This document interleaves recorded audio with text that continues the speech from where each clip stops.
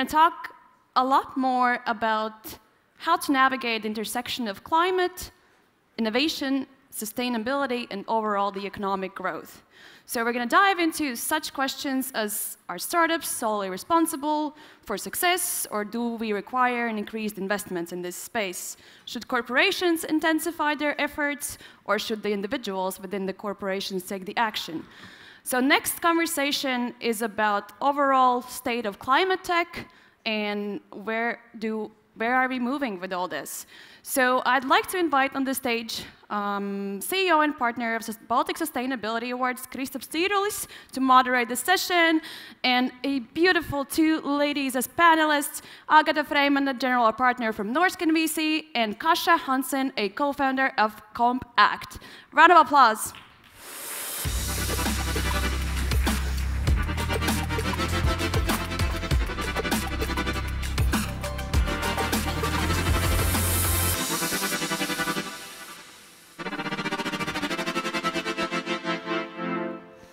Okay, so welcome everyone, and I think that this topic which we will have today is quite crucial, especially when we talk about the kind of collective action and who is really responsible to really jumpstart that, to deploy climate tech, new innovations, and other things which we need to have a better future.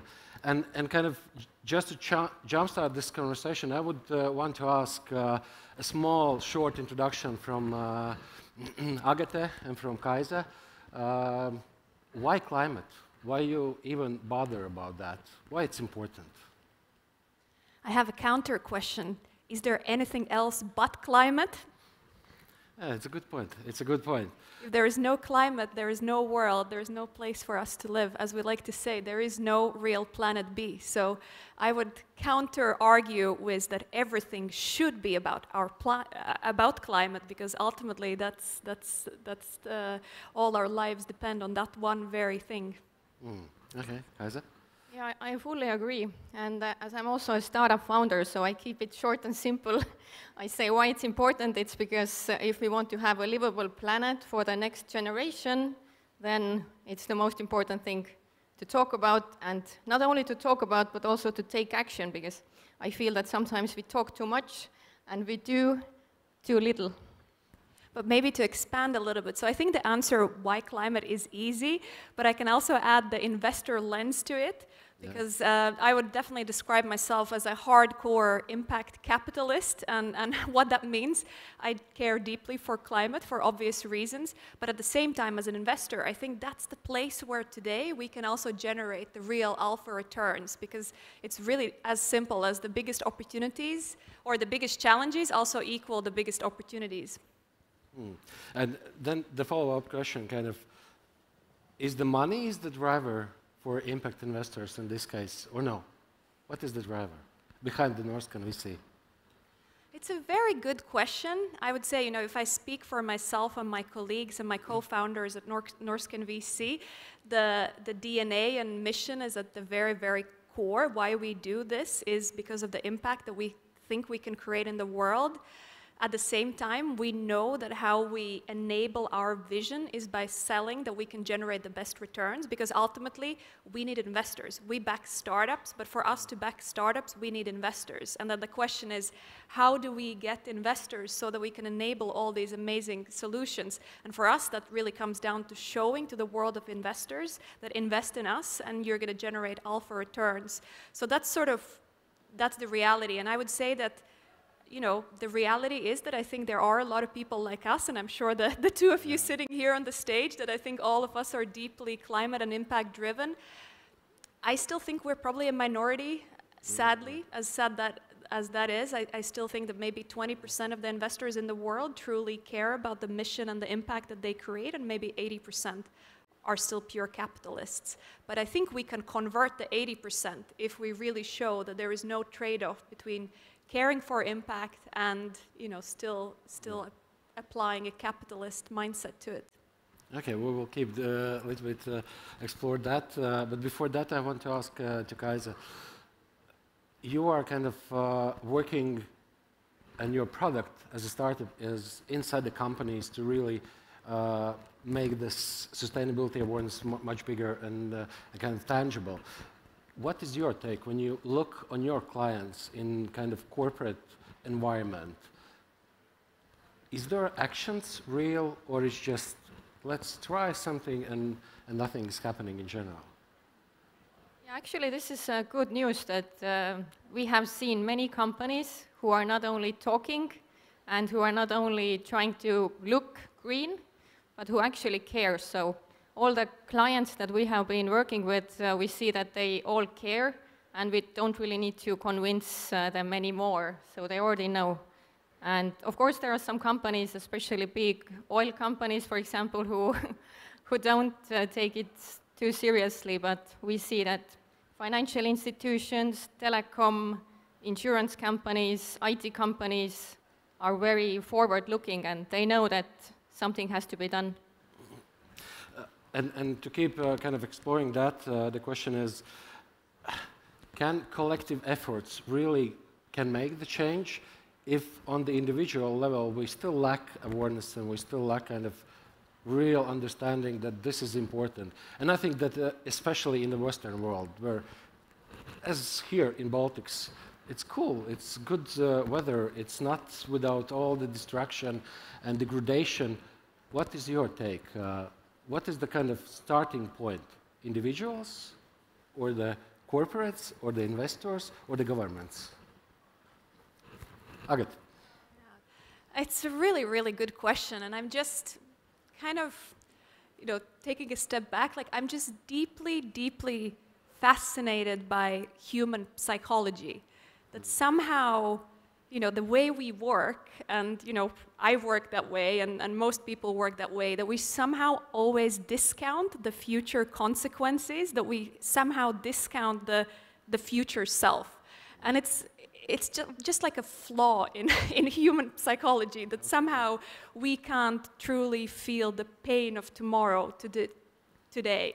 And it's just how it works, and that's why we are in this situation where, I've heard crazy statistics that still there is no tangible proof of religion, but more people believe in religion than they believe in climate that is, deeply scientifically backed. And it's just interesting that we just can't quite price in the consequences of tomorrow. So to your question, where does it start? I don't know. Like, I do think in the end of the day, you mentioned like individuals, corporates, or investors. I mean, all of those things are made up of people. So in the end of the day, it all does come down to individuals and people, because, each of us have different influence in our day-to-day life. And I think if all of us truly wake up that, it's not going to be someone else, if everyone else thinks that it's going to be someone else that's going to fix those problems, there is no solution. So somewhere we have to find that motivation in each of us, and we can't wait that it's going to be governments that are going to impose carbon tax or this kind of tax to fix the problem. So I think we have to dig deeper and start to try to price in the consequences of tomorrow already today. Guys? Yeah, I agree, and it's great that you're interested in psychology, me too. And my startup is also actually dealing with behavioral change. So it's all about human psychology. But I agree that actually it starts all with us. So I think most people underestimate their power. We think that, it's just me and I'm so small and it doesn't really matter if I do something or not, it's not going to make a change. But actually, if we think about it, then every day we vote for a better future. And how do we do it? By, for example, with our wallet. What do we buy? If we decide to support the local farmer, if we decide to support the small business, if we take the train instead of the car, and so on. So there are so many small, simple things that even seem to be like nothing. But actually, if 8 billion people started doing those small changes and would start thinking of the impact, then we could create enormous impact altogether. So don't underestimate your power. Every day, every step that you take, it has impact. Why do we lack the belief that something, what I will do, will matter? What is the reason? Why don't we have this understanding clear? Maybe it's coming from our upbringing, especially for females. Usually we downplay ourselves. Maybe it's not so much for the males, but for female founders, it's always harder to raise investments and so on to be taken seriously. So I can speak from the female side. Maybe for male it's different, but I think it's just from the upbringing that people think that they are too small to make a difference. They are too small to start a company, but actually nobody's too small. Everybody can make great things. I agree, and it's such a difficult question, and one also I battle with every single day. It's like, am I doing enough? You know, yes, I'm doing something in one sphere of life, but there's still so many more problems to fix in life that I'm not really applying myself to. And then, you know, I choose what I can do, but there's still a lot of things. But how can we all care about everything at the same time? Yeah, it's difficult, but I think it is ultimately down to one way to fix that is role models. I think we need just so many more role models.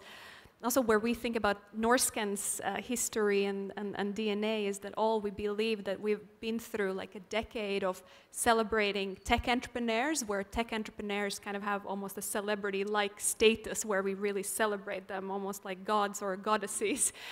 But we haven't really turned that spotlight on the impact tech entrepreneurs. So can we somehow like showcase them more, lift them up from the crowd and sort of say like, hey, this was probably someone who also thought they can't do anything about climate. But look, they actually went and started a company, or someone who started to work for a company that's doing something.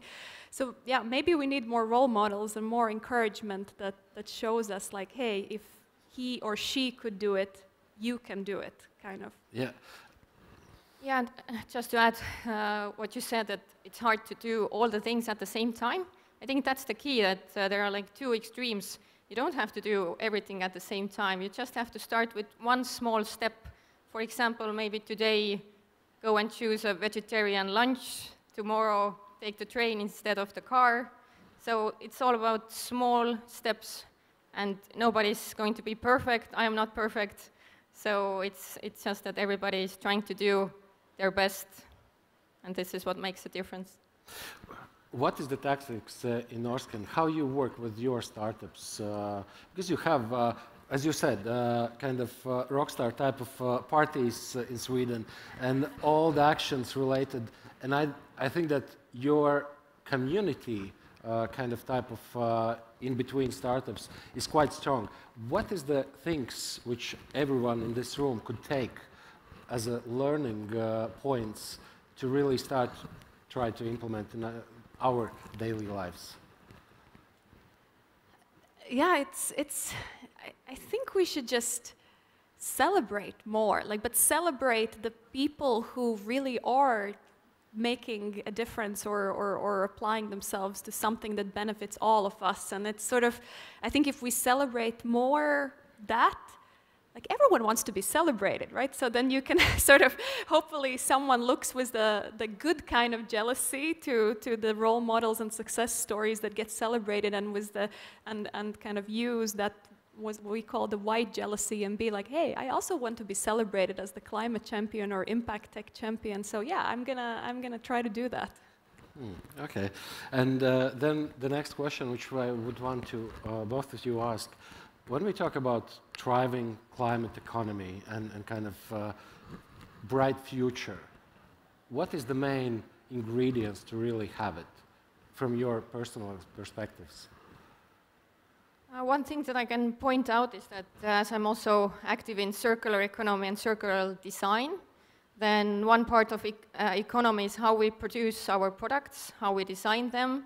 So the first thing that is crucial to change is the way we design our products, because 80% of the product's carbon footprint starts with the design. If the design is going to be modular, if it's repairable, multifunctional, and if it's designed in a way that it's long-lasting, durable, and so on. Again, it seems to be like a simple thing, but sadly, many companies have this planned obsolescence in their products, meaning that your phone, for example, it's designed in a way that it will die after 2 or 3 years so that you would buy a new one. It's like planned obsolescence, planned way to make you consume more. And the good news is that EU is going to ban this planned obsolescence so that companies are not allowed to design products this way anymore. So I would say this is one core thing, one of the first things that we can do, all companies can do. Also, if you are, as a consumer are looking for products, then you should look at these 3 things, if it's repairable, modular, multifunctional. So this is one thing from circular economy. But then I have a follow-up question. And to Agate as well, you kind of started that you are pure capitalist type of fund in general. And the question is, how you kind of balance in between impact and gains you need to gain and kind of have a company which is successful, essentially, and sustainable, not only from environmental point of view, but really from money point of view as well? It's interesting. I get that question quite a lot. Like, in the end of the day, is there a trade-off between the impact and financial returns? And the true story is that when we started 7 years ago, our very first fund was a 1x fund, which meant that we raised capital from investors, and we told them that we're going to be impact-first investors. So we don't really care about the financial return. We're going to give you back your capital, but you can be sure that that capital created a lot of impact. So in the early days, our strategy was fairly mixed. We did for-profit, non-for-profit, something in the middle. And what happened that literally in the space of 2 years, anything that wasn't 100% aligned, where impact and profits go hand in hand, those companies ended up failing super fast. So what we kind of now really feel it as, you know, in every part of our DNA, we've seen that story, that if you compromise on the financial success, yes, you think you're doing that because look at how amazing the impact is, but all those companies end up failing fast. So in the end of the day, unless you are laser focused on finding opportunities where impact and profits go hand in hand, the impact is not going to scale. It's like, yes, maybe it's a great impact, but if that impact never leaves your backyard, like, how far did you really go? So maybe then it's about trying to find the needle in the haystack startups and opportunities where you can really say, like, hey, this company, for every unit of sales, this company is also generating a unit of impact. And yes, they can still become unicorns, but in the process of becoming unicorns, they're also going to create a lot of either cut emissions or, you know, contribute with impact in other ways. Yeah, Kaisa? Yeah, I agree that also me as an impact startup founder, we also have been struggling with that, is it allowed to earn, how much profit are you supposed to earn, and so on.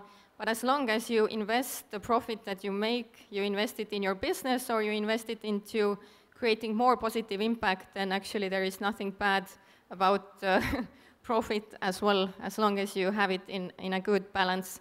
But I would actually, talking about climate economy, I would like to challenge one understanding that is very common also from the European Union and the Green Deal, is that we can achieve climate neutrality at the same time having endless economic growth. So this is something that I would like to challenge, that of course companies need to earn money and need to make profits, but actually we cannot have endless economic growth and at the same time the CO2 and other pollution levels to go down, because this doesn't make any sense. I would like, if somebody is in the room and can prove me otherwise, then I would like to talk to you afterwards. But if you produce products, you extract the materials, you use a lot of resources, so always when the GDP is going up, also the CO2 and all the pollution, resource use, it's going up the same way. So here is the question, how can we achieve climate neutrality when we still have endless economic growth? So this is something that I would like to challenge. Agate, maybe you have a take, how to find this silver bullet or balance in between these two things? It's a very good question, and I do think that as much as I sort of claim that the solutions that we're looking for are those sort of true impact capitalist solutions where both it's good for your business, but it's also good for the planet, without some kind of big framework shifts at regulatory level, carbon tax, net zero targets, et cetera, where we're not fully going to get there. But my hope, my naive hope, but also always being kind of a glass half full kind of person when it comes to everything, is that the prediction that you say, sort of that paradox that, you know, you can't have economic growth without damaging the planet. I truly believe that that's based on what we know today and the solutions that exist in the world today. I'm pretty confident that if you take another look at the world in 10 years from now, the world is going to look completely different, and the solutions that drive the economic growth are going to look completely different. So I have a little bit of a naive leap of faith to be that, yes, that statement is correct with everything that we know today, but the world is going to be different, and the facts will be different 10 years from now, and I hope that there is going to be rebalancing towards solutions with circularity in mind, with planetary boundaries in mind, and that hopefully we can eat the cake and have it, as they say. So the question then is, when we look on the kind of collective actions, collective and community-based activities, when companies, as example in circular economy, try to find waste as a resource and try all those things. The question is, what is the key to success to really have this symbiotic relationships in between? Is it transparency, money, maybe, or what it is? What is the drivers? I think to a large degree, it's the cost of R&D, because even today, if we think about circularity, or if we think about carbon capture or any kind of truly innovative technologies, what's been holding us back is just the incredibly high cost per unit, where doing the environmentally right thing hasn't been the financially smart thing to do. But if you look across a lot of different industries, even if you look at how much the price of solar has gone down over the years, how fast the price of carbon capture is going down. So I think the key is really to the R&D and the cost per unit. And if we can keep innovating and if we can bring the costs down, that enables circularity, that's where it becomes both the profitable solution, but also the environmental solution. What is the blocks which you see are not enabling us to do that? It's simple.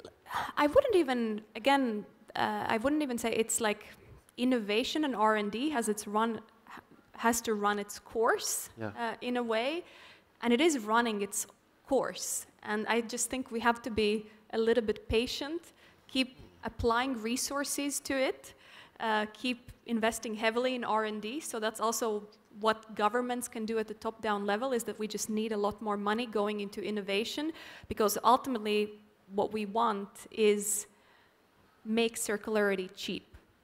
And without R&D, we're never going to get there. And if we don't get there, we're never really going to achieve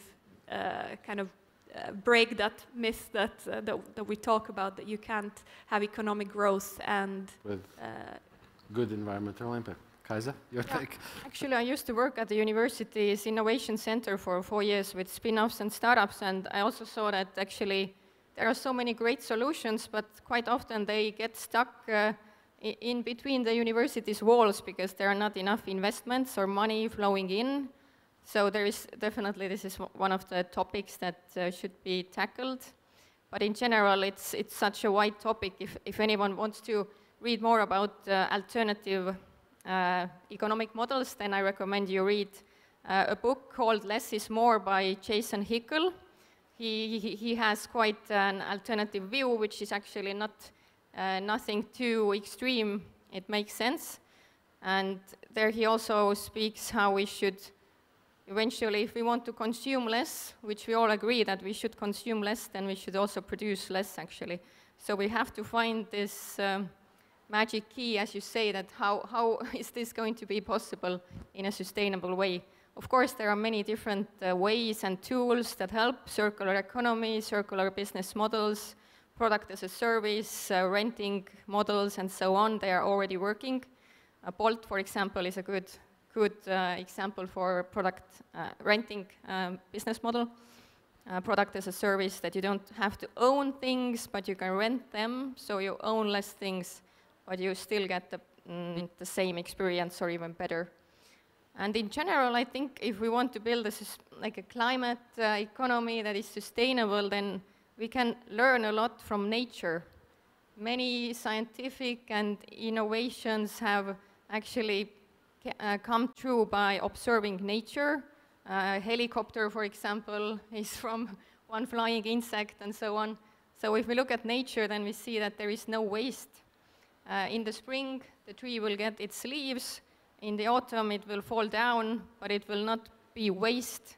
It's going to be fuel for the same tree and other plants to grow next year. So this is a simple example, but actually the whole life should function this way. So simple ways how nature works we can adopt to the economy and to the innovation that we have. So, I love your kind of simple ways of how nature works, but I think that we still lack a whole lot kind of understanding how really nature works. So the question then is, what is the simple, really simple, actionable things which everyone can do as a company to really start to kind of accelerate any type of better operations in more sustainable way? What it would be, from your point of view? For companies, of course, first thing is to understand where is your main impact, negative impact, I mean. Where is the carbon footprint, where is the highest, and then try to measure it and see what you can do to reduce it. So it's one simple thing, do the carbon footprint measurement and then try to take action.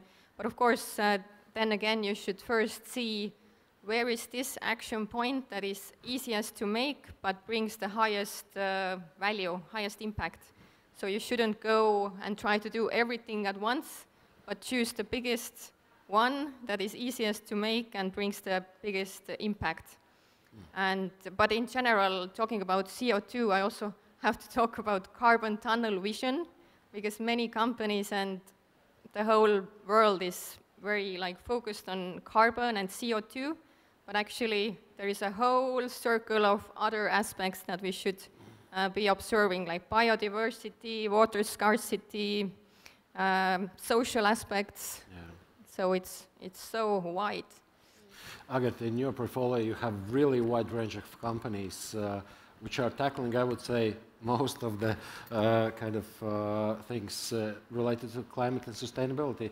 What would you say, observing them, what is the key successes and key kind of tactics they use to really accelerate kind of holistic approach to climate? It's a good question, and I think the one common theme in terms of the best performing companies in our portfolio that include let's say, great example is Northvolt, the green battery manufacturer, or Heart Aerospace, that's the electric airline manufacturer.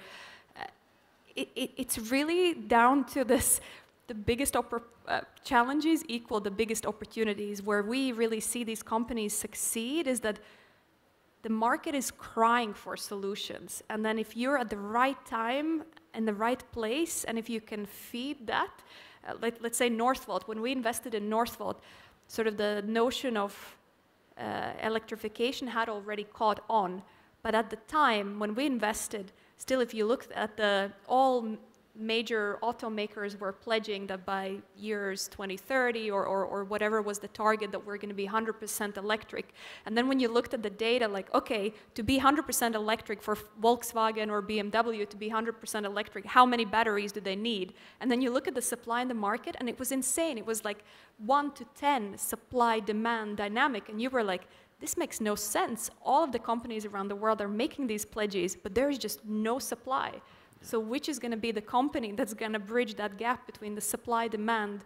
And for us, I think a good rule of thumb has been to seek out the opportunities where you see this massive supply demand gap because one, that equals good business opportunity and immediate go-to-market. You have a, a queue of buyers, but at the same time, intuitively, that also means that those are the most pressing problems that are not, enabling to unlock the next step in our climate transition. So, and that's again like a nice example where you prove that the biggest financial opportunity is where there is the biggest kind of supply-demand imbalance, but by definition, that also means that that is the missing key puzzle for the next climate transition.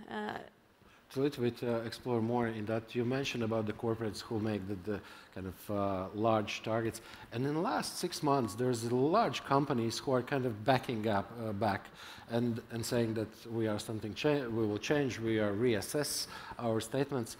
What do you see in the market? What is happening in reality now? Why it's happening? Yeah, on one hand, it's sad in a way, but I think it comes down to also, if you think about history in terms of, it doesn't matter whether it's climate movement or is it, back in the days given women voting rights or even, America's civil movement, it's always down to the loud minority. Like any shift that has ever happened in the world has always been down to the loud minority, that there's the loud minority that is really, really unhappy. And it's painful in the beginning, but then bit by bit, they convince more people to join the cause. And then at some point, it just tips over and you just kind of drag everyone else along. And the same is happening with climate. I think there is that big, loud minority that cares about climate, and dare I say, it's not a minority anymore. I mean, we have COPs, we have, I definitely think that we are close to that tipping point, but the fact that some corporates are backing down means that we're not quite at the tipping point. But I feel that, we need to push on, that suddenly the naysayers become the minority, that we're the majority, and we're just going to have to drag them along in this movement. So I think that the corporates that are changing the agenda, they're the last minority that we just need to drag along in this movement. Okay, guys, your take? Can you repeat?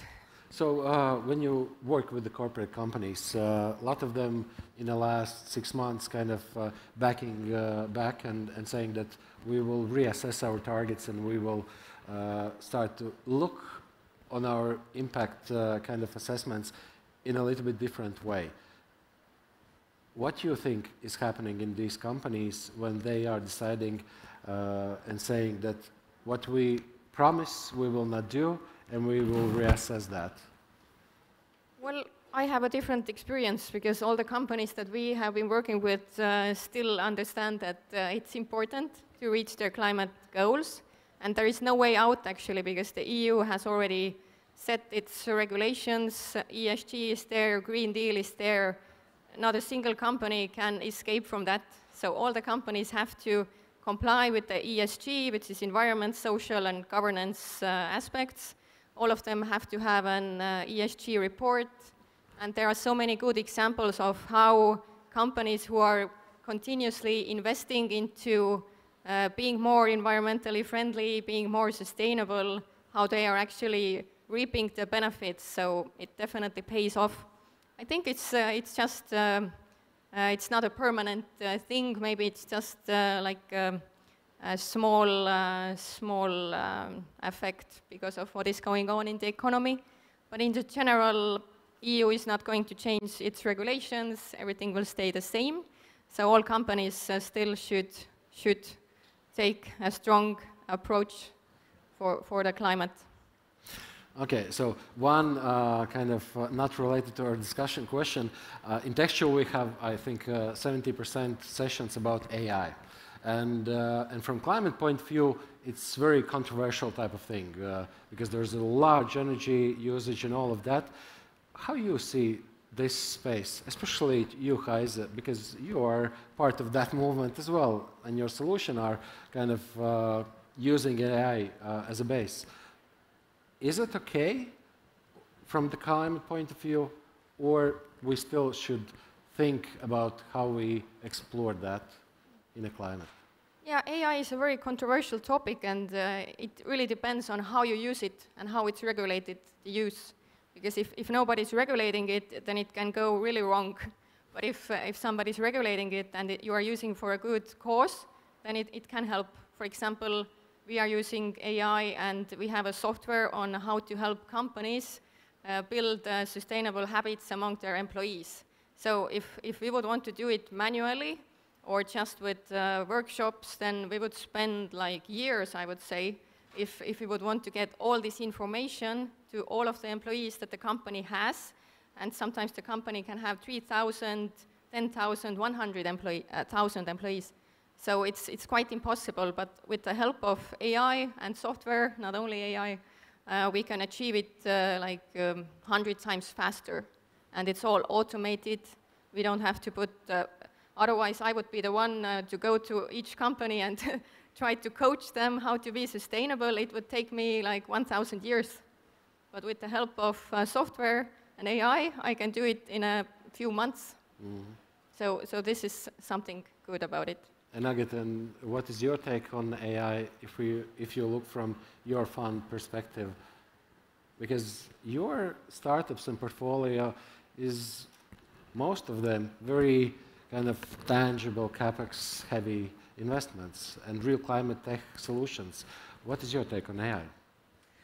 Yeah, it's interesting. It's definitely the defining technology or the defining technological breakthrough of the decade. And again, if I think as a VC investor, if we completely miss that train, we probably will not be relevant as a VC investor. I think without betting on some of the biggest AI opportunities in the market today, you probably will never end up being in a top quartile performer as a VC fund.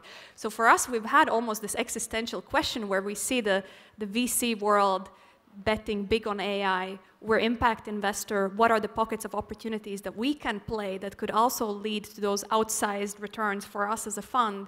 And where we have zoned in, we sort of have mapped, all the different sectors and all the different industries, and the one that we're double clicking as an impact investor is everything that's happening in biotech and chemistry for AI. So for instance, and there's so much innovation, and it's fascinating, and I really think that some of those technologies are going to be some of the most world-defining technologies.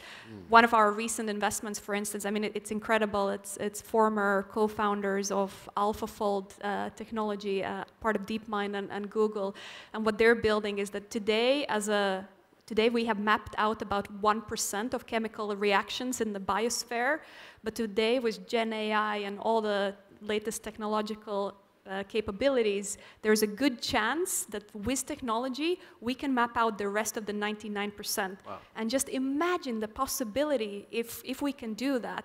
Then when we talk about kind of sustainability, that today one of the kind of blockers of circular economy is the cost and R&D. But if we can unlock, and to your point about nature, like if we can unlock the true power of nature and apply that to every solution that exists in the market, I think we're going to solve climate crises in 10 years. It's so my glass is always half full, because I do think that there are some game-changing technologies that are in the pipeline that are enabled by AI that will ultimately make a huge difference for the fight against climate. Okay, cool.